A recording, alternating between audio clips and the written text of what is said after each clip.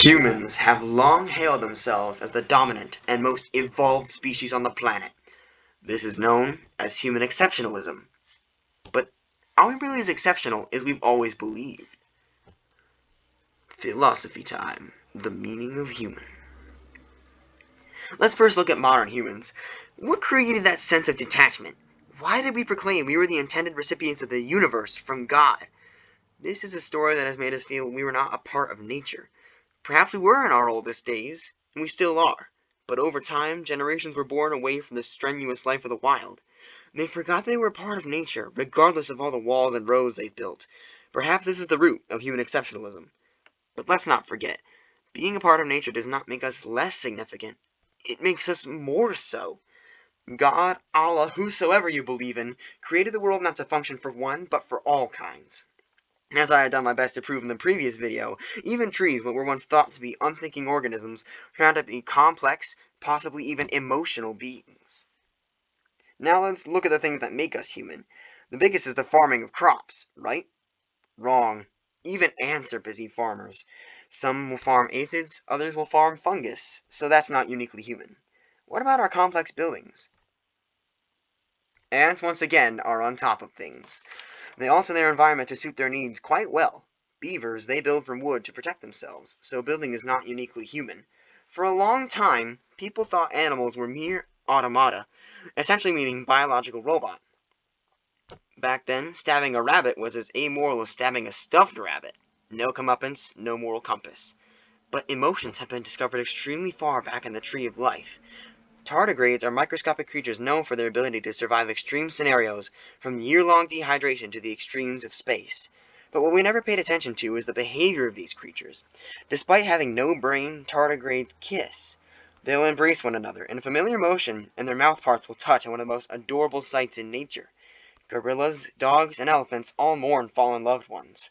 Elephants have graveyards where the herd will return to every so often to pay respect to the dead. Dogs whimper in times of fear, sadness, and desperation, but they also lick those they love and welcome friends by practically knocking them over. Gorillas return to their homes when they feel alone, almost as if they were waiting for their parents to return. And gorillas even sing when they feel happy, although it's not as melodic as our music. They are long, happy, and deeply satisfied moans that take on an almost musical tone. Before animals were recognized to have emotion, they were experimented on and dissected without anesthesia. An account from the early 1800s, Darwin's era, describes a dog licking its tormentor's hand as it was cut open.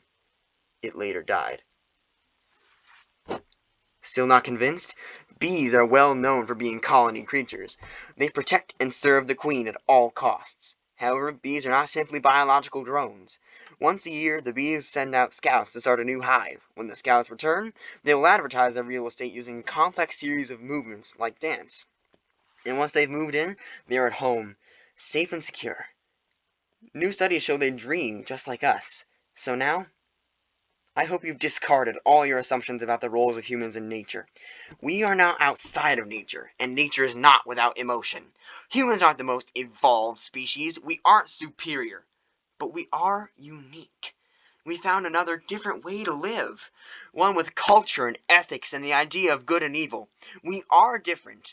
We are exceptional, but we are also another glorious one of the 8.7 million ways to live, and countless more have existed before us, will exist after us, and exist out there beyond Earth.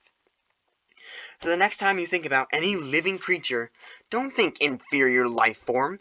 Think of them as someone, as a living, breathing, feeling creature.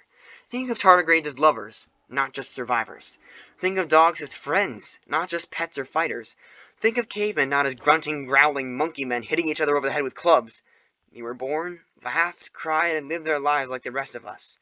Feeling is everywhere in nature. My examples are a mere spoonful. Why would an animal feel less emotion than we? We're all made of the same stuff. But unfortunately, a small disclaimer. Our society can't function without harming something. Don't starve yourself of plants or animals. Just respect where your food comes from. Humans have a part to play, but no one has the leading role. We are part of a family bigger than ourselves.